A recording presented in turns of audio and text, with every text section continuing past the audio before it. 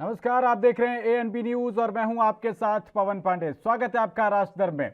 तो उत्तराखंड में अगले साल की शुरुआत में विधानसभा चुनाव होने हैं और इसको लेकर सभी सियासी पार्टियां एड़ी चोटी का जोर लगा रही हैं। चुनावी तैयारियों के बीच बीजेपी और कांग्रेस दोनों ही एक दूसरे को चौंकाने में भी पीछे नहीं है और चुनावी तैयारियों की इसी कड़ी में कांग्रेस को बड़ा झटका लगा है। दरअसल आज रविवार को दिल्ली में कांग्रेस पार्टी के विधायक भाजपा में शामिल हो गए हैं। उत्तरकाशी जिले की पुरोला सीट से कांग्रेस विधायक राजकुमार आज दिल्ली में बीजेपी में शामिल हो गए हैं। तो इस दौरान केंद्रीय मंत्री धर्मेंद्र प्रधान, मुख्यमंत्री पुष्कर सिंह धामी, भाजपा के सांसद और राष्ट्रीय प्रवक्ता अनिल बलूनी और उत्तराखंड भाजपा के प्रदेश अध्यक्ष मदन कौशिक भी मौजूद रहे। बता दें कि विधानसभा चुनाव की तैयारियों में जुटी बीजेपी धनौल्टी विधानसभा के विधायक प्रीतम सिंह पंवार को पहले ही पार्टी में शामिल करा चुकी है। इसी बीच दिल्ली की सत्ताधारी आम आदमी पार्टी दिल्ली की तरह ही उत्तराखंड में भी अपनी जड़ें जमाने की कोशिश कर रही है। आम आदमी पार्टी ने ऐलान किया है कि वो इस बार सभी 70 विधानसभा सीटों पर चुनाव लड़ेगी और उन्होंने कर्नल अजय कोठियाल के रूप में अपना मुख्यमंत्री उम्मीदवार भी घोषित कर दिया है। साथ ही दिल्ली के सीएम और आप नेता अरविंद केजरीवाल ने उत्तराखंड जाकर यह वादा भी किया कि अगर सत्ता में आए तो 300 यूनिट फ्री बिजली दी जाएगी। तो वहीं उत्तराखंड में मजबूत पैठ रखने वाली कांग्रेस पार्टी परिवर्तन यात्रा निकालकर सत्ता परिवर्तन का दावा कर रही है। ऐसे में सवाल उठता है कि कांग्रेस के विधायक आखिर बीजेपी के खेमे में क्यों भाग रहे हैं। वहीं सवाल यह भी कि क्या बीजेपी में चुनाव जिताऊ नेताओं का टोटा पड़ गया है जो विपक्षी खेमे में तोड़फोड़ में लगी है। क्या आम आदमी पार्टी उत्तराखंड में कुछ कमाल दिखा पाएगी और उत्तराखंड में अगर आम आदमी पार्टी बढ़ती है तो वो किसकी कीमत पर आगे बढ़ेगी। राष्ट्रधर्म में कुछ ऐसे ही धारदार सवालों के साथ बीजेपी, कांग्रेस और आम आदमी पार्टी के नेताओं से करेंगे आज की डिबेट।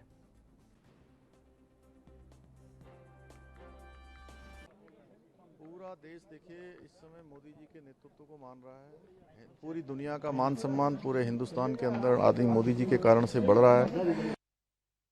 उत्तराखंड के अंदर भी लोग चूंकि उन्होंने इतने काम किए हैं, उनकी सरकार आने के बाद प्रधानमंत्री जब से देश के मोदी जी बने हैं, लगातार जो काम हुए हैं उन कामों से प्रभावित होकर लोग जो है भाजपा में शामिल हो रहे हैं और निश्चित रूप से इन सब के शामिल होने से भी हमारी पार्टी को और गति मिलेगी। जी सर, टर्म होने से पहले ही सीएम बदल जाते हैं। गुजरात के सीएम भी कल उन्होंने इस्तीफा दे दिया। ऐसे में अपोजिशन जो है सवाल उठा रहा है। हरीश रावत जो है उत्तराखंड के सवाल उठा के कहते हैं कि 3 सीएम बदल गए, क्या बात ठीक नहीं है? देखिए, अब उत्तराखंड की जनता को जो मोदी जी का नेतृत्व है वो ऊपर से चल रहा है, वो लगातार चल रहा है और उस सरकार में ठीक है, मुख्यमंत्री बदलने की प्रक्रिया हुई, बदले गए, लेकिन सरकार वही है, सरकार की नीतियां वही है, जो नीतियां ऊपर से चल रही हैं उन्हीं नीतियों को आगे बढ़ाया जा रहा है। सर, चुनाव में क्या नारा रहेगा? चुनाव में हमारे पास मोदी जी का इतना बड़ा नेतृत्व है और उनके द्वारा जो किए हुए काम है वो हम जनता के बीच में ले जा रहे हैं। और उत्तराखंड में चुनावी सरगर्मी ने रफ्तार पकड़ ली है और इसी को लेकर तमाम पार्टियां जो है वो अपने अपने पाले को मजबूत करने में जुट गई हैं। बीजेपी जहां कांग्रेस में तोड़फोड़ की कोशिश में लगी है और आज वहां से कांग्रेस के एक विधायक को उन्होंने दिल्ली में बीजेपी की सदस्यता दिलवाई है। तो आपको बता दें कि कांग्रेस पार्टी के विधायक भाजपा में शामिल हो गए। पुरोला सीट से कांग्रेस विधायक थे राजकुमार, वो आज दिल्ली में बीजेपी में शामिल हो गए। इस दौरान केंद्रीय मंत्री धर्मेंद्र प्रधान और उत्तराखंड के मुख्यमंत्री पुष्कर सिंह धामी भी मौजूद रहे। उनके इस कद का अंदाजा लगाया जा सकता है कि जिसमें प्रदेश अध्यक्ष और मुख्यमंत्री की मौजूदगी में उन्होंने बीजेपी का दामन थामा है। वहां दूसरी तरफ अब आम आदमी पार्टी भी ताक में है और वो उत्तराखंड में अपनी जड़ें जमाने की पुरजोर कोशिश कर रही है और इसी के मद्देनजर उन्होंने ex army man colonel Ajay Kothiyal को सीएम कैंडिडेट बना दिया है। तो इसी विषय पर चर्चा करने के लिए हमारे साथ बेहद ही खास मेहमान भारतीय जनता पार्टी के प्रवक्ता विनय गोयल जी जुड़ गए हैं। बहुत स्वागत है विनय जी आपका। और आपसे शुरुआत ये करते हैं कि क्या बीजेपी में अब चुनाव जिताऊ लोगों की कमी पड़ गई है जो कांग्रेस पार्टी में तोड़फोड़ की जा रही है? देखिए, मुझे लगता है कि भारतीय जनता पार्टी जिस प्रकार से लगातार आगे बढ़ती जा रही है और कांग्रेस लगातार सिमटती जा रही है, वो अपने आप में सारी कहानी कहने के लिए पर्याप्त है। भारतीय जनता पार्टी ने इस बार नारा दिया है, अब की बार 60 पार। अभी हमारे 57 विधायक थे, 58वें विधायक हमारे साथ जो निर्दलीय जीत कर आए थे श्री प्रीतम सिंह पंवार जी, वो हमारे साथ सम्मिलित हुए और 59वें विधायक के रूप में हमारे विधायक जो पहले सहसपुर के विधायक हुआ करते थे श्री राजकुमार जी, वो हमारे साथ सम्मिलित हुए हैं। तो अब हमारा जो लक्ष्य है अब की बार 60 पार का, वो बहुत हम उसके करीब पहुंच गए हैं। और निश्चित रूप से जो हमने कहा था कि कांग्रेस इस बार 2.5 का आंकड़ा भी पूरा नहीं कर पाएगी, तो वो चुनाव से पहले ही वो 2.5 के आंकड़े से नीचे आ गई है, वो सिंगल डिजिट में आ गई है, 9 उनके विधायक रह गए हैं। मैं आपको एक बात और बता देना चाहता हूं कि शायद कुछ आपके दर्शकों को याद ना हो या हमारे जो को पैनलिस्ट हैं उन्हें शायद ध्यान ना हो कि राजकुमार जी भारतीय जनता पार्टी के पुराने कार्यकर्ता हैं, भारतीय जनता पार्टी के पुराने पदाधिकारी रहे हैं। पिछली बार जब हमारी पार्टी से उन्हें टिकट नहीं मिल पाया था, तो तब कांग्रेस ने इन्हें अपनी पार्टी में शामिल करके इनको टिकट दिया था। लेकिन ये पुराने भारतीय जनता पार्टी के कार्यकर्ता हैं, भारतीय जनता पार्टी के पदाधिकारी रहे हैं। तो इसलिए ये कहना कि साहब हम किसी आदमी को तोड़ रहे हैं या हम लेके आ रहे हैं, ये उनकी एक प्रकार से घर वापसी है। तो मुझे लगता है कि कांग्रेस के जिस प्रकार से पूरे देश भर में छवि खराब हो रही है, उनकी लोकप्रियता घट रही है और वो रसातल की ओर जा रही है, ये उसका सीधा साफ परिणाम है। कांग्रेस चुनाव आते आते और नीचे चली जाएगी और मुझे लगता है कि कांग्रेस 2.5 के आंकड़े को भी आने वाले चुनाव में छू नहीं पाएगी। ठीक है, वापस आपके पास आते हैं, लेकिन इस बीच रुक रहे हैं एक छोटे से ब्रेक के लिए। चर्चा लगातार जारी है, बने रहिए एनबी न्यूज के साथ।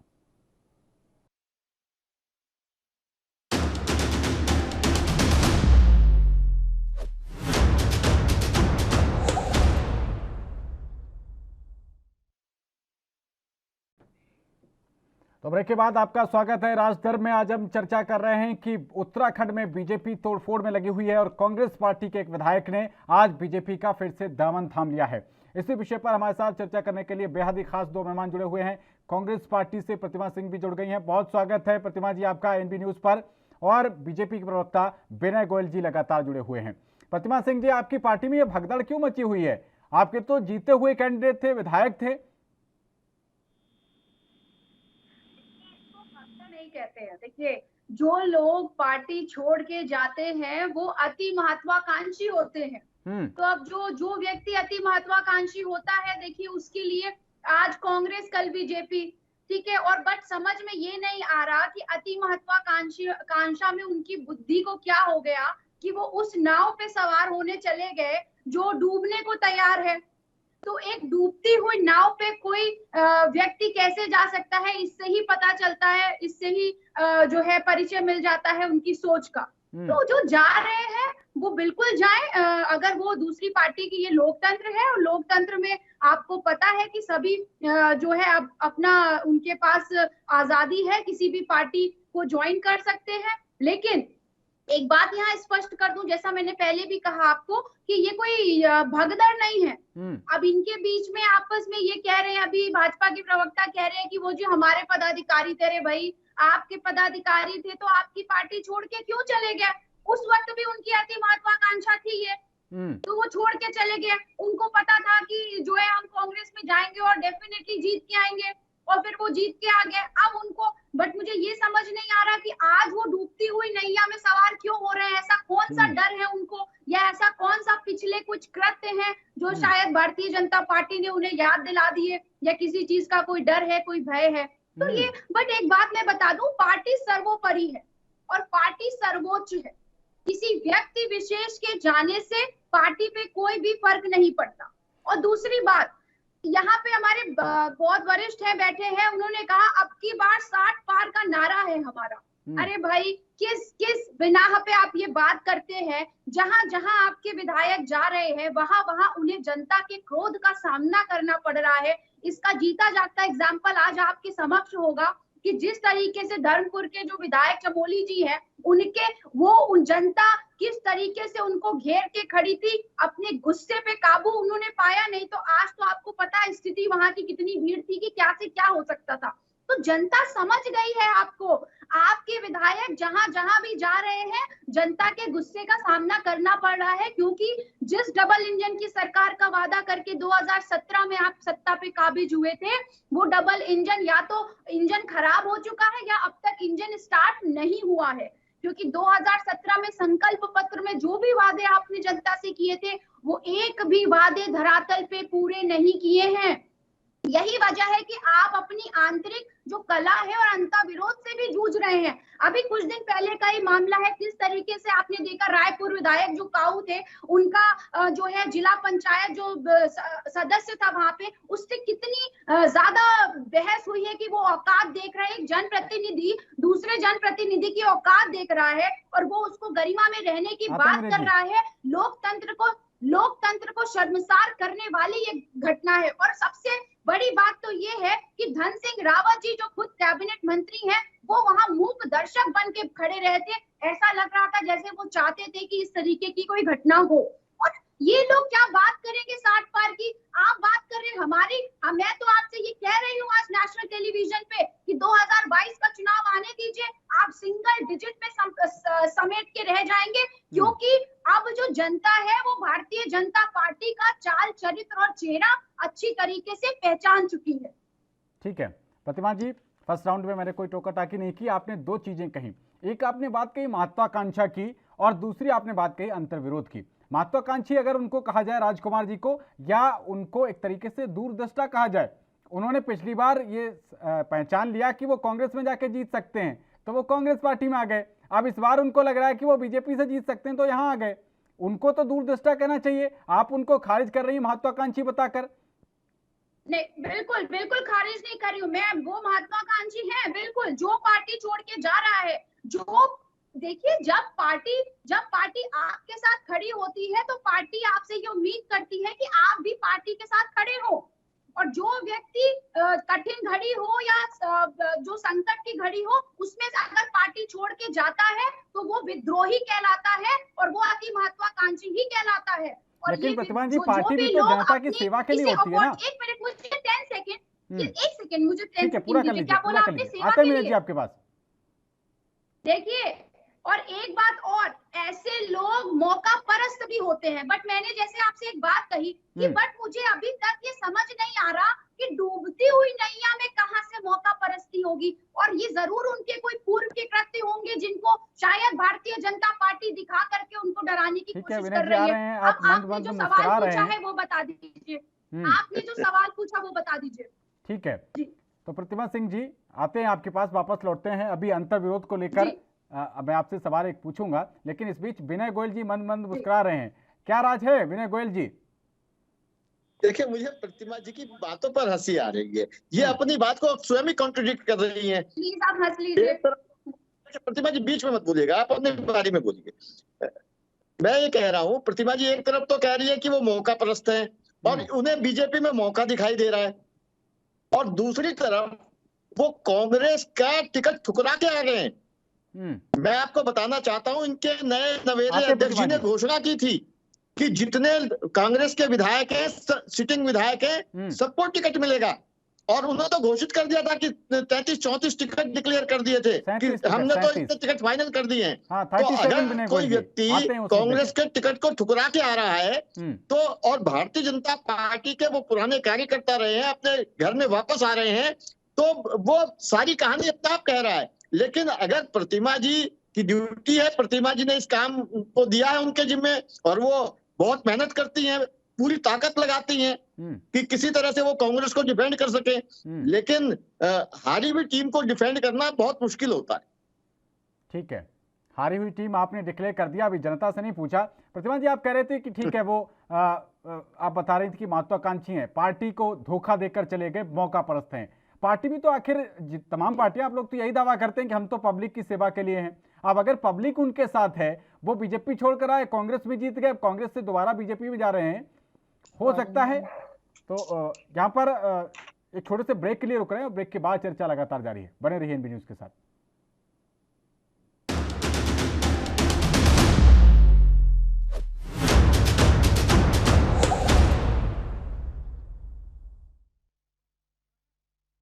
तो ब्रेक के बाद स्वागत है आपका राजदर में। हम बात कर रहे हैं कि भारतीय जनता पार्टी लगातार उत्तराखंड में अपनी महत्वाकांक्षाओं को आगे बढ़ाते चली जा रही है और कांग्रेस पार्टी के एक विधायक को उन्होंने अपने पाले में मिला लिया है। हमारे साथ लगातार भारतीय जनता पार्टी के प्रवक्ता विनय गोयल जी और कांग्रेस पार्टी के प्रवक्ता प्रतिमा सिंह जी लगातार जुड़ी हुई हैं। प्रतिमा सिंह जी, आपने एक तो मौका परस्ती की बात कही, तो उस पर मैं कह रहा था कि पार्टी जो होती है वो जनता की सेवा के लिए होती है और जनता उनको लगातार आशीर्वाद दे रही है, वो जीत कर आ रहे हैं लगातार। दूसरा, आपने अंतर्विरोध को लेकर कहा, जो अभी विनय गोयल जी कह रहे थे। आपकी पार्टी के प्रदेश अध्यक्ष हैं गणेश गोदियाल जी, 37 टिकट उन्होंने डिक्लेयर कर दिए। अब प्रीतम सिंह जी नेता प्रतिपक्ष कह रहे हैं कि नहीं, ये फाइनल नहीं है। तो मैडम प्रतिभा सिंह जी, अंतर्विरोध ये है या फिर आप पहले बता रही थी वो है? नहीं, देखिए, ये आप देखिए, एक बात मैं यहाँ पे स्पष्ट कर दूं कि पहली बात, जो हमारे अध्यक्ष हैं गणेश गोदियाल जी, उन्होंने किसी भी सीट पे किसी का टिकट फाइनल नहीं किया। एक उन्होंने संभावना व्यक्त की, उस संभावना में ये था कि जिस तरीके से जो सिटिंग एमएलए होते हैं या जो भूतपूर्व विधायक होते हैं, उनकी दावेदारी प्रबल होती है टिकट वितरण के समय। उन्होंने ये नहीं घोषणा की कि ये टिकट फाइनल हो गए। अब जिस अखबार ने ये लिस्ट जारी की, उस अखबार के संपादक में, और उसके बाद आपने देखा कि गोडियाल जी ने खुद उसका खंडन जारी कर दिया था अभी 2 दिन पहले। तो वो लिस्ट कहाँ से आई, इसकी जानकारी सिंह जी फिर क्यों कह रहे थे कि अभी कुछ फाइनल नहीं है? माना तो ये जा रहा है कि दोनों के बीच जब विरोधाभास है तो अंतर्विरोध तो इसको बोलेंगे। कोई विरोधाभास नहीं है, कोई विरोधाभास नहीं है, ना कोई अंतःकलह है। मैं आपको समझा रही हूँ, आप मुझे 10 सेकंड दीजिए, सुनिए। उन्होंने ये नहीं कहा कि टिकट वितरण हो चुका है, क्योंकि इस तरीके की बातें उनके बयानों को तोड़ मरोड़ के पेश की गई। तो जब पत्रकारों ने नेता प्रतिपक्ष जी से पूछा, तो उन्होंने सिर्फ ये सवाल से जवाब दिया कि हमारे यहाँ एक टिकट वितरण का प्रोसेस है कि इस डिस्ट्रिक्ट लेवल से लेकर स्टेट लेवल से लेकर नाम जाते हैं, उसके बाद वो स्क्रूटनी करके स्क्रीनिंग के लिए आगे भेजे जाते हैं, जो एआईसीसी में तय होते हैं। अब ये इस प्रोसेस का हिस्सा जो है अध्यक्ष और नेता प्रतिपक्ष दोनों होते हैं। तो उन्होंने ये बात एक सवाल के जवाब में कही, क्योंकि इस तरीके की किसी भी औपचारिक मीटिंग का हिस्सा मैं भी होता हूँ और मुझे जानकारी नहीं है, इसलिए उनकी बातों को घुमा फिरा कर पेश किया गया। तो ये सिंपल सी बात है, इसमें अंतःकलह और अंतर्विरोध कहाँ नजर आ गया आपको, ये शायद मुझे समझ नहीं आ रहा। और दूसरी बात आपने कही जनता की सेवा, तो एक बात आपको बता दूं कि जो व्यक्ति जनता की सेवा करना चाहता है, आप सत्ता में नहीं भी हैं, उसके बाद भी जनता की सेवा कर सकते हैं। तो आप अपनी महत्वाकांक्षाओं को, अपनी ग्रीड को कहते हैं, लालच को पूरा करने के लिए आप अगर इस तरीके का कृत्य करते हैं, आप उसको ये नहीं कह सकते कि मैं जनता की सेवा नहीं कर पा रहा था। जिस व्यक्ति के मन में जनता की सेवा करने के भाव होते हैं, आप विधायक हैं, आप क्या एक विधायक होते हुए आप जनता की सेवा करने में असमर्थ हैं? कोई जरूरी है कि 6 महीने बचे हैं या उसके पहले आप ये सोच लें कि मैं जो है जनता की सेवा नहीं कर पा रहा हूँ, इसलिए मैं दूसरी पार्टी को ज्वाइन कर लेता हूँ? तो ऐसा नहीं है। ये मैंने आपको पहले भी स्पष्ट रूप से बोला है कि कुछ ना कुछ अब इनकी आपस की क्या डील है, ये जान सकते हैं, और ये जो हमारे पूर्व जो विधायक थे वो जान सकते हैं। तो लेकिन एक बात क्लियर है कि हमारी पार्टी में अभी कोई टिकट वितरण नहीं हुआ है और किसी प्रकार का अंतःकलह नहीं है और अंतर्विरोध नहीं है। ठीक है। अब देखिए, हंसने की देखिए, मैं एक बात बोल दूं यहाँ पे, हंसना सेहत के लिए बहुत अच्छा होता है। और जनता, आप सुनिए, जनता भारतीय जनता पार्टी के मुंह पर हंस रही है जब हर व्यक्ति बाहर जो है आपके विधायकों का विरोध कर रहा है, तो आपके ऊपर हंसने का काम कर रहा है। क्योंकि जनता जिस तरीके से कोरोना काल में इस उत्तराखंड में लोग मरने को मजबूर हो गए थे, उस वक्त भी भारतीय जनता पार्टी सिर्फ हंस रही थी, क्योंकि उस वक्त भी नरेंद्र मोदी जी रैलियां कर रहे थे। तो जिस पार्टी का आला कमान मुखिया ऐसा होता है, उस पार्टी के अन्य सदस्यों से भी यही अपेक्षा की जाती है कि जब जनता दुखी है, बेरोजगारी से परेशान है, महंगाई से त्रस्त है, महिलाएं परेशान है, तो भारतीय जनता पार्टी के नेता हंसते रहे। ठीक है प्रतिमा जी, जवाब लेते हैं। विनय गोयल जी, आप इनके सवालों का जवाब दीजिएगा, लेकिन साथ ही ये भी बताइएगा कि आज भीमताल में एक आपके प्रवक्ता हैं सुरेश जोशी जी, उनकी मीटिंग हुई, उसमें साफ तौर पर आपके जो बूथ लेवल के कार्यकर्ता हैं, जिन पर बहुत ज्यादा जोर रहता है भारतीय जनता पार्टी का, उन कार्यकर्ताओं ने कहा है कि किसी बाहरी को टिकट नहीं दिया जाएगा, अगर दे दिया गया तो हम विरोध में उतर जाएंगे। देखिए प्रतिमा, कितनी मेहनत करनी पड़ रही है, जैसा मैंने कहा, ये अखबार रोज मैं भी पढ़ता हूँ और शायद आप भी पढ़ते होंगे, और क्योंकि आजकल तो सारे अखबार ई पेपर के माध्यम से मिल जाते हैं, मुझे गणेश गोदियाल जी का ये पेपर, ये समाचार तो सब पत्रों में मिला कि हमने 37 टिकट फाइनल कर दिए हैं, लेकिन ये समाचार जो अभी प्रतिमा जी कह रही है कि उन्होंने खंडन दे दिया था, वो खंडन किसी पेपर में दिखाई नहीं दिया। अगर हो तो अभी मैं चुनौती देता हूँ, जरा दिखा दें। और दूसरी बात, इन्होंने समझदारी की बात की कि अगर इनके ये समस्या है कि इनके अध्यक्ष की कही भी बात इनके नेता प्रतिपक्ष नहीं समझ पाते और नेता प्रतिपक्ष की कही भी बात इनके प्रदेश अध्यक्ष नहीं समझ पाते, तो ये इनको इन सब दोनों की समझदारी ठीक करनी पड़ेगी। दूसरी बात मैं आपसे ये कहना चाहता हूँ, एक बात इन्होंने कही लालच की कि साहब लालच है।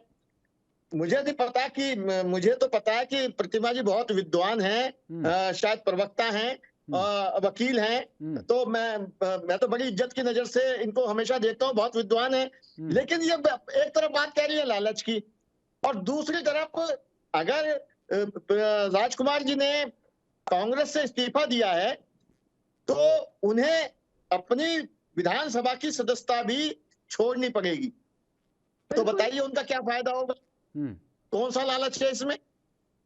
तो मुझे लगता है कि जरा थोड़ा सा देखिए, मैं आपकी कदर करता हूं प्रतिमा जी, आप बहुत मेहनत करती हैं, बहुत अपनी पार्टी को डिफेंड करने के लिए बहुत मेहनत करती हैं, लेकिन मुद्दा ऐसा है कि आप चाहकर भी डिफेंड कर नहीं पाएंगी, क्योंकि कांग्रेस आज रसातल की तरफ पहुंच गई है। और जहां तक आपने लड़ाई झगड़े की बात कही, आज प्रियंका गांधी जी की रैली में क्या हुआ आपने देखा होगा समाचार पत्रों में, जहां जहां कांग्रेस के नेता जाते हैं, हल्द्वानी में क्या हुआ, अभी रामनगर में क्या हुआ, गाली गलौज, मारपीट, और आपके कांग्रेस भवन में क्या होता है। तो मुझे नहीं लगता कि देखिए, जो जिस प्रकार का वातावरण पूरा कांग्रेस में बना हुआ है, कांग्रेस हारी भी लड़ाई लड़ रही है, उसके पैरों के नीचे की जमीन खिसक चुकी है, और भारतीय जनता पार्टी का ग्राफ तेजी से बढ़ रहा है। और निश्चित रूप से भारतीय जनता पार्टी उत्तराखंड को विकसित राज्य बनाने की ओर अग्रसर है। जैसा कि हमने चुनाव से पहले कहा था, अटल जी ने बनाया, मोदी जी संवारेंगे, हम अपने उस वादे पर काम कर रहे हैं और उसको और भी तेजी से आगे करेंगे। बीच में कोरोना के कारण से कहीं कुछ परेशानी आई, क्योंकि पूरे विश्व में परेशानी आई, थोड़ा सा गति कम हुई, लेकिन हमारे मन में जो उत्तराखंड को आगे बढ़ाने का भाव है उसमें कहीं कमी नहीं आई है, उसको हम और भी तेजी से आगे बढ़ाएंगे। ठीक है, प्रतिमा जी जवाब देना चाह रही हैं। प्रतिमा जी देखिए, पहली बात तो जो मैं पहले जवाब देना चाहती थी उसको बाद में दूंगी। इन्होंने कहा कि अटल जी ने जो बनाया मोदी जी संवारेंगे, इस बात पे तो पूरा देश हंस रहा होगा कि मोदी जी क्या संवारेंगे। मोदी जी तो नारे के साथ घूम रहे हैं कि हम दो हमारे दो, जो मिले वो बेच दो। तो जो व्यक्ति इस नारे के साथ अपनी जिंदगी का हर दिन जीता है कि ये दिखा, अरे अडानी को दे दो, ये दिखा, अंबानी को दे दो, तो जो व्यक्ति इस तरीके की भावना के साथ देश को चलाने का काम कर रहा है, वो क्या इस देश को संवारेगा?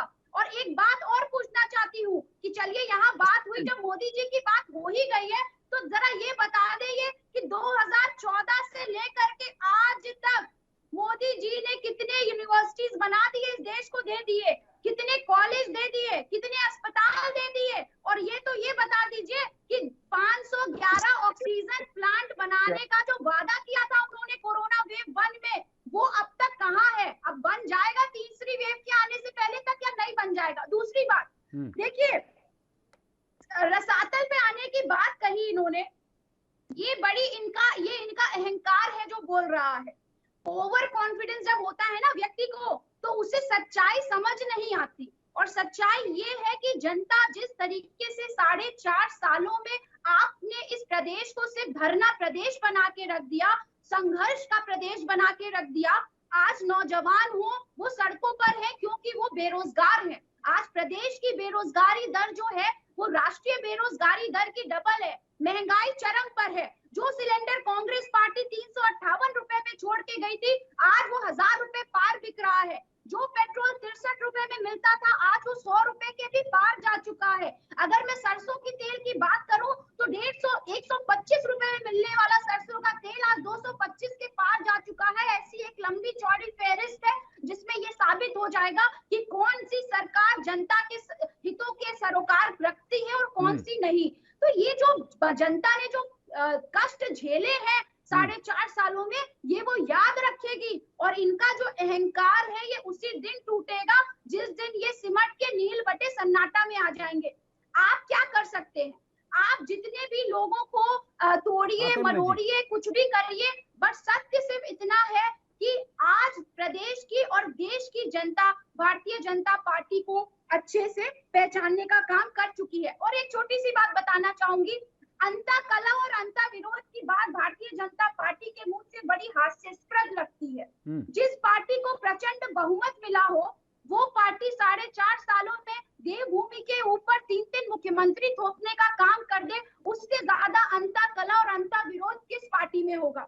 जिस प्रदेश के मुख्यमंत्री TSR-1 को जब हटाया जाता है, बजट प्रस्तुत कर रहे थे और उनसे सवाल जब पत्रकार करते हैं तो वो कहते हैं कि मुझे भी नहीं पता कि मुझे क्यों हटाया गया, ये तो दिल्ली वाले जवाब देंगे। तीरथ सिंह रावत जी को तो एहसास भी नहीं हो पाया कि वो मुख्यमंत्री थे और बेचारे जो है बयानवीर बन के रह गए और वो भी चले गए। अब मुझे ये भी, और जिस तरीके से अभी गणेश जोशी जी ने कुछ दिन पहले पुष्कर सिंह धामी जी को एक प्रोग्राम हो रहा था मसूरी में, उसमें उन्होंने कह दिया कि पूर्व मुख्यमंत्री पुष्कर सिंह धामी। तो इससे ये एहसास कर लीजिए कि वो दिन दूर नहीं है जब 57 में से 57 को एक हफ्ते की मुख्यमंत्रीशिप जरूर मिल जाएगी। तो ये मैं आपको बता दूं कि ना कांग्रेस पार्टी रसातल में पहुंच सकती है, ना कांग्रेस पार्टी को रसातल पे पहुंचने वाला आज तक कोई हुआ है, क्योंकि कांग्रेस पार्टी ने देश के लिए जो किया है वो आप कर नहीं सकते, क्योंकि आपको जनता ने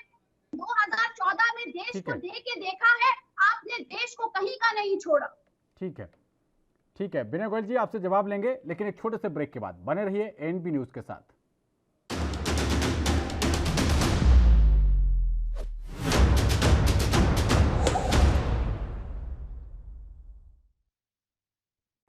तो ब्रेक के बाद आपका स्वागत है एक बार फिर से राजधर्म में। आज हम बात कर रहे हैं उत्तराखंड की राजनीति को लेकर, जहां एक दूसरे के खेमे में तोड़फोड़ का दौर जारी है और आज बीजेपी ने कांग्रेस के एक विधायक को तोड़कर अपने पाले में मिला लिया है।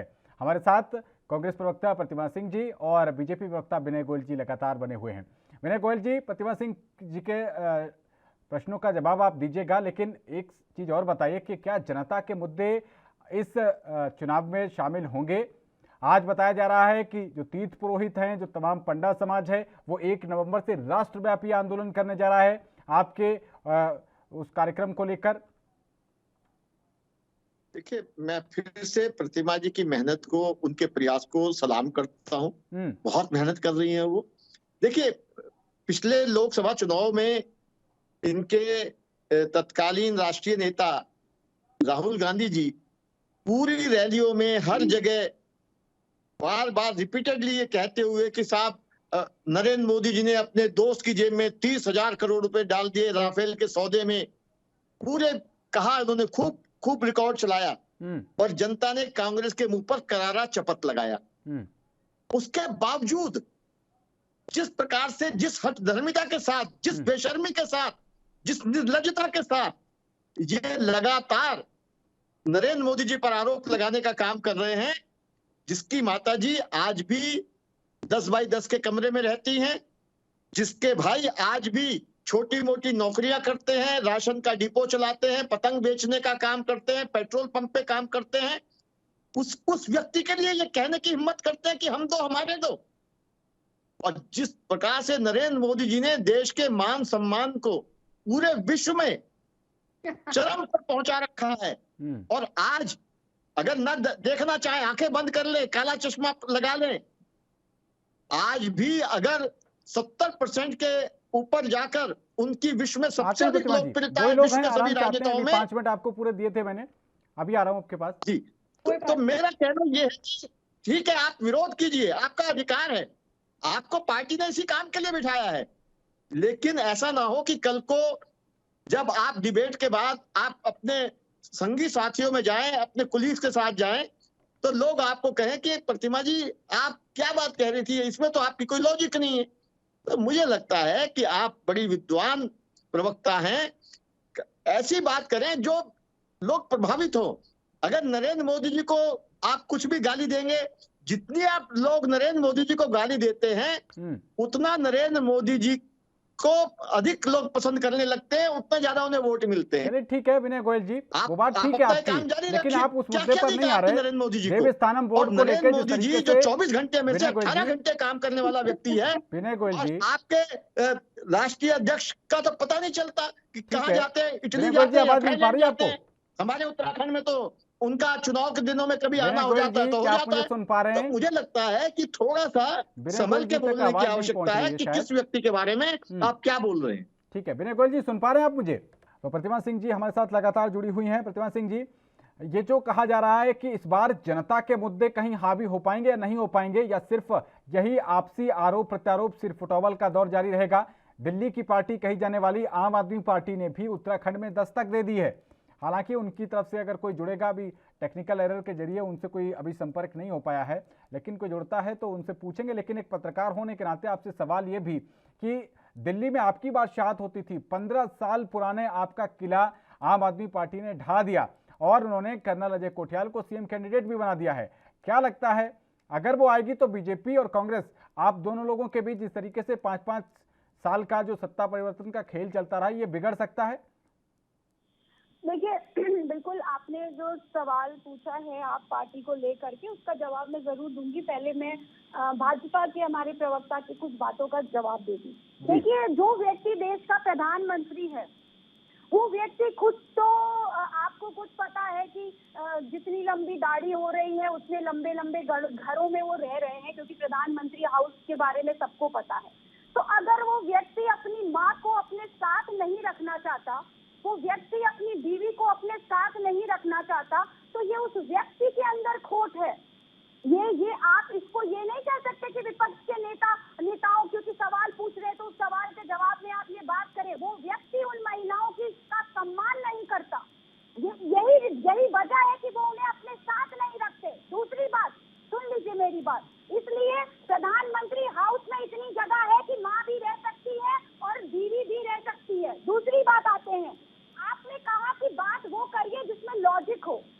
भाई मैंने कौन सी गलत बात कर दी? मोदी जी ने जब से सत्ता संभाली है तब से बेचने के अलावा बनाने का एक भी कार्य किया हो तो आप मुझे बता दीजिए। आज बीएसएनएल से लेकर एलआईसी, एयर इंडिया से लेकर रेलवे तक आपने बेचने का काम किया। ये वही नरेंद्र मोदी जी हैं जो कहते थे चप्पल पहनने वालों को एरोप्लेन में हम घुमाएंगे। अरे भाई एरोप्लेन तो छोड़िए, बेचारा चप्पल पहनने वाला ट्रेन में सफर करता था। ट्रेन का प्राइवेटाइजेशन और ट्रेन बेचने का काम करके आपने उस चप्पल वाले को उस ट्रेन में बैठने के लायक भी नहीं छोड़ा। ये है मेरा लॉजिक। दूसरी बात सुनिए, आपने कहा विश्व विख्यात हो रहे हैं मोदी जी, बिल्कुल सही कहा आपने। कोरोना काल में जिस तरीके से दी लैंसेट से लेकर के स्टेट्समैन तक ने मोदी जी को स्प्रेडर बताया कि जो कोरोना फैलाने वाले व्यक्तियों में सबसे ज्यादा उनका नाम लिया, उनको फेलियर बताया। इसी तरीके से विख्यात हो रहे हैं मोदी जी पूरे विश्व में, और टाइम्स मैगजीन ने उनको डिवाइडर इन चीफ का भी खिताब दिया है। ये भी ना भूले हमारे भारतीय जनता पार्टी के प्रवक्ता। तो दूसरी बात, 18 घंटे काम करने से क्या फायदा कि 18 घंटे काम करने के बाद भी देश को कोई सौगात ना दे पाए और देश की जो संपत्तियां हैं वो बेचने का काम करें। इससे अच्छा तो मैं रिक्वेस्ट करूंगी आपके चैनल के माध्यम से मोदी जी से कि मोदी जी आप भरपूर आराम किया करिए, क्योंकि जो संपत्ति देश के लोगों के लिए बची है उसे बचे रहने दीजिए। अब आपको काम करने की आवश्यकता नहीं है। जिस देश में मेडिकल कॉलेजेस की फीस, आईएम की फीस इतनी बढ़ जाती है कि आप और मेरे जैसे एक नॉर्मल जो स्टूडेंट होता है, जिसके पास जो बड़ी मेहनत से पास होकर के आगे एडमिशन लेना चाहता है, उसकी जेब में उतना पैसा उसके माँ बाप के नहीं होता कि वो उसकी फीस देने के लिए आज की डेट में सक्षम ना हो। तो लानत है ऐसे 18 घंटे काम करने पर। अब मैं आपकी बात पे आती हूँ। एक छोटी सी बात, बिल्कुल आपकी बात पे अब आ जाती हूँ। उससे पहले बता दो, आपने कहा राहुल गांधी जी ने लांछन लगाए। राहुल गांधी जी ने कोई लांछन नहीं लगाए। राहुल गांधी जी ने सत्यता कही थी और आपको कहीं ना कहीं अपनी साख पे कमी नजर आ रही थी। पुलवामा ना होता ना तो आप जीतते ना वो चुनाव, ये मैं लिख के देती हूँ। आज तक पुलवामा पे कोई जांच नहीं हुई है, कोई जांच नहीं हुई। डीएसपी देवेंद्र सिंह जो कि हिजबुल मुजाहिदीन के टेररिस्ट के साथ पकड़ा गया था, उसने इंटरोगेशन में क्या कहा क्या नहीं कहा, किसका नाम लिया, उसकी भी जांच नहीं हुई। ये अपने आप में एक शक पैदा करता है। दूसरी बात, आपने कहा आम आदमी पार्टी जग जाहिर है।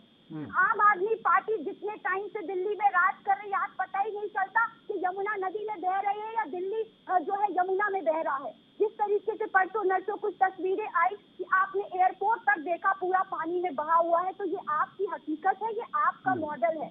मैं आपकी प्रवक्ता होती तो मैं उनसे जरूर पूछ लेती सवाल कि आप बता दीजिए कि पिछले 7 सालों में आपने दिल्ली में कितने हॉस्पिटल बनवाए, कितने स्कूल बनवाए, कितने फ्लाईओवर का निर्माण करवाया, जो विकास शीला दीक्षित करके प्रतिमा जी आपको रोकना चाहेंगे, यहाँ पर रुक रहे हैं छोटे से ब्रेक के लिए, और ब्रेक के बाद जब वापस आएंगे तो विनय गोयल जी से जवाब लेंगे। बने रहिए एनबी न्यूज के साथ।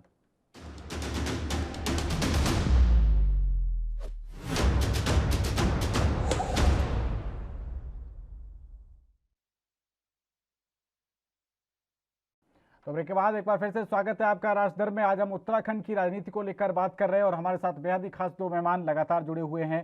कांग्रेस पार्टी से प्रतिमा सिंह जी और भारतीय जनता पार्टी से विनय गोयल जी लगातार जुड़े हुए हैं। विनय गोयल जी, आप तमाम चीजें बता रहे थे प्रधानमंत्री मोदी को लेकर, वो बताइएगा, लेकिन साथ ही जो देवस्थानम बोर्ड के विरोध में जो तीर्थ पुरोहित 1 नवंबर से राष्ट्रव्यापी आंदोलन का आह्वान कर चुके हैं, उनको क्या कहा जाए? कि आप भी पतंग बेचिए, क्योंकि प्रधानमंत्री मोदी जी के भाई बेचते हैं, तो आप भी पतंग बेचिए।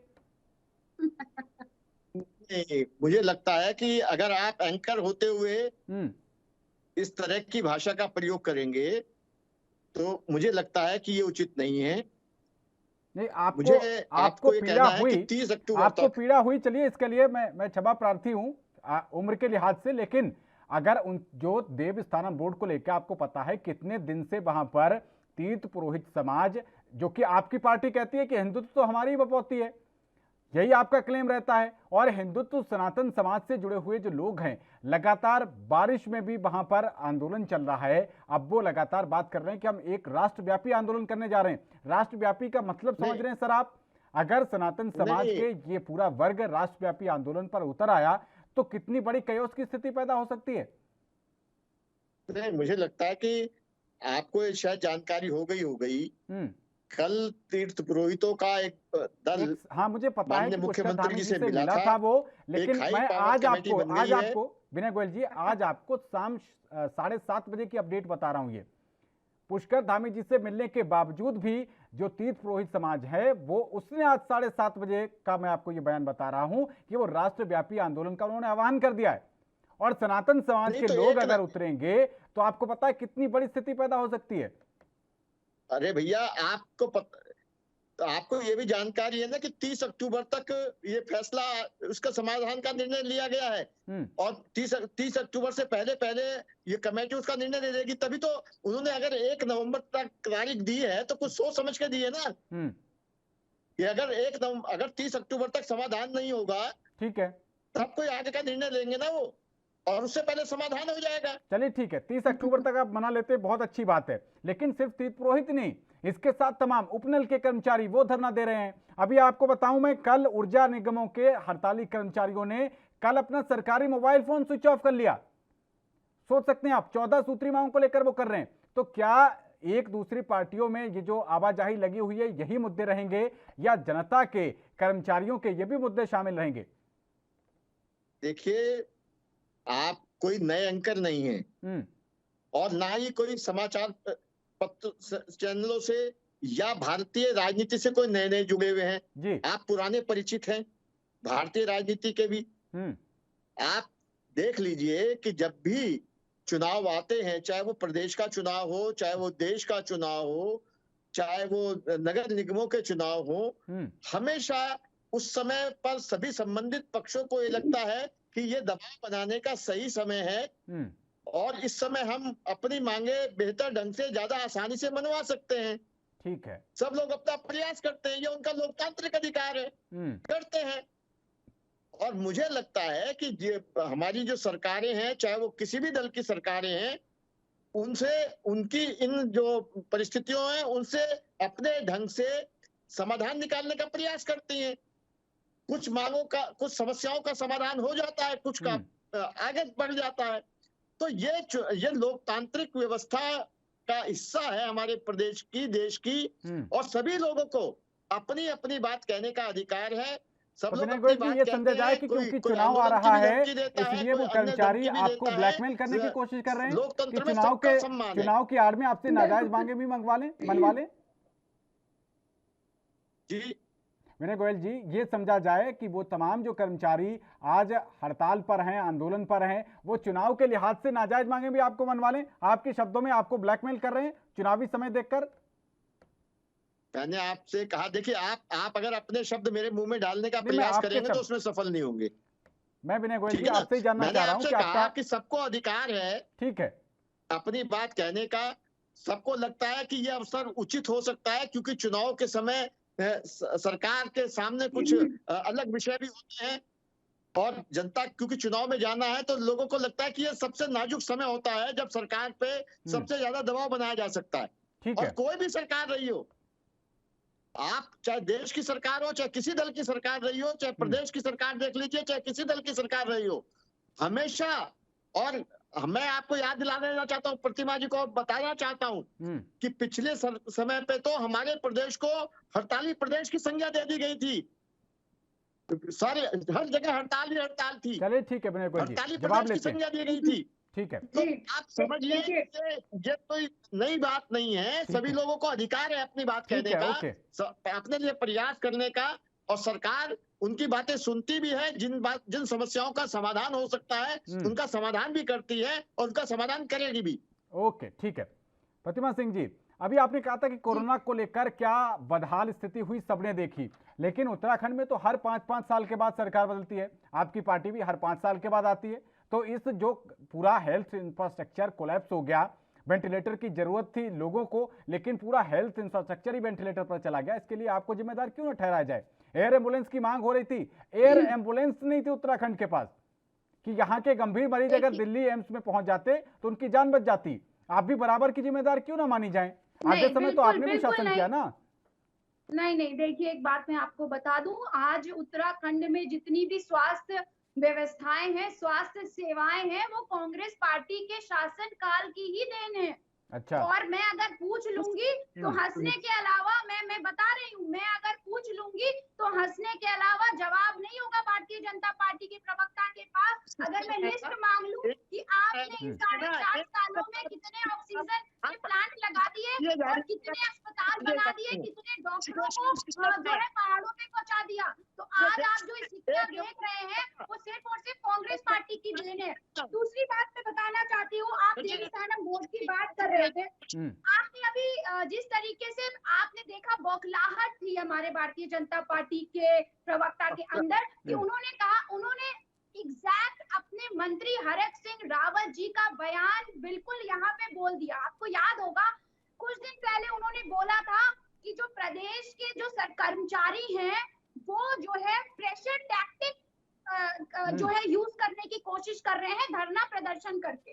तो सेम वही बात हमारे प्रवक्ता जी ने बोल दी कि दबाव बनाने की कोशिश। तो ये बड़ा शर्मनाक बयान है जिस पार्टी की सत्ता है उस पार्टी के मंत्री और प्रवक्ता के लिए। और एक बात बता दूं, ये चुनाव का ही वक्त नहीं है जब ये हमारे उपनल के कर्मचारी हो गए, पंचायती राज के कर्मचारी हो गए, या पैरामेडिकल स्टाफ हो गए, 108 हो गए, ये जो हमारे कर्मचारी है ये धरनारत है और प्रदर्शन कर रहे हैं। ये पिछले 4.5 सालों से प्रदर्शन कर रहे हैं, चाहे वो सचिवालय संघ के कर्मचारी क्यों ना होंगे।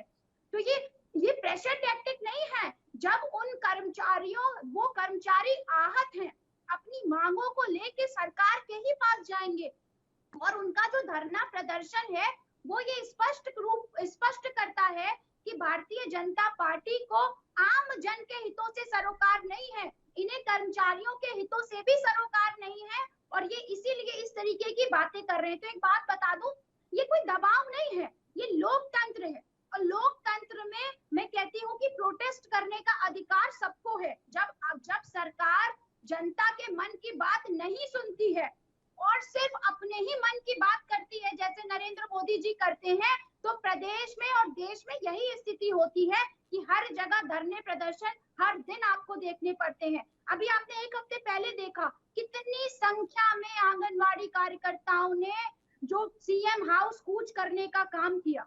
बड़ी शर्म की बात है उस सरकार के लिए, जिस सरकार में वो आंगनबाड़ी कार्यकर्ता जिन्होंने कोरोना काल में घर घर जाके अपनी जान की बाजी लगा के लोगों की मदद की, लोगों की हेल्प की, वो इस तरीके से धरना प्रदर्शनरत है पिछले 4 महीनों से, 6 महीनों से, और वो जो है सीएम हाउस कूच करने का काम कर रही है। तो ये कोई दबाव नहीं है, वो लोकतंत्र है। अब आप नहीं सुनेंगे तो जनता आपको बिल्कुल 4 महीने का इंतजार कर रही है और यही कर्मचारी आपको हाशिए पे पहुंचाने का काम करेंगे। ठीक है, विनय गोयल जी, क्लोजिंग रिमार्क आपका। मैंने कहा प्रतिमा जी बिल्कुल कुछ भी कहने के लिए स्वतंत्र है, लेकिन 4 महीने कोई लंबा समय नहीं है। हम और आप मिलेंगे चैनल पे, बात करेंगे हम कि आपके ये कुतर्कों का, ये जो आपने अनर्गल बयानबाजियां की हैं, प्रधानमंत्री से लेके मुख्यमंत्री से लेके सभी को लेके आपने जो कहा है, 4 महीने बाद आप हिम्मत जुटा के रखिए, आमने सामने ऐसे ही मिलेंगे हम और बात करेंगे। और तब आपका जवाब मैं सुनना चाहूंगा कि उस समय आपके क्या जवाब होंगे। भारतीय जनता पार्टी की एक एम्स केवल जब तक भारतीय जनता पार्टी दिल्ली का एक एम्स हुआ करता था, आज पूरे देश में कितने एम्स बन गए हैं और लगातार काम हो रहे हैं। मोदी जी के टाइम के एम्स किया जा रहा है। भारतीय जनता पार्टी ने जिस प्रकार से विकास को गति दी, मोदी जी के टाइम कितने एम्स बने हैं? सरसों का जाल बिछाया है, दूध पानी का पानी हो जाएगा। चलो ठीक है, बहुत शुक्रिया प्रतिमा सिंह जी और विनय गोयल जी, आप दोनों का राष्ट्र दर्पण पे चर्चा के लिए बहुत शुक्रिया आपका। तो सवाल अभी भी यही बरकरार है कि उत्तराखंड के जो वोटर हैं वो इन पार्टियों को कितनी तवज्जो देते हैं, ये तो चुनाव के रिजल्ट से ही पता चलेगा। लेकिन ये साफ है कि जितना भी आगे अब ये जो कुछ राजनीतिक रस्साकसी चल रही है, इसका नुकसान किसको उठाना पड़ेगा। साथ ही जो आम आदमी पार्टी के एंट्री की बात की जा रही है, वो आप दिल्ली के उदाहरण से साफ समझ सकते हैं कि वहां मुकाबला बीजेपी और कांग्रेस के बीच होता था, लेकिन आम आदमी पार्टी ने बीजेपी को तो पीछे धकेल ही दिया, कांग्रेस का तो पूरा सूपड़ा ही साफ हो गया। फिलहाल इस पेशकश में इतना ही। देश और दुनिया की तमाम अहम खबरों के लिए बने रहिए एनबी न्यूज के साथ। नमस्कार।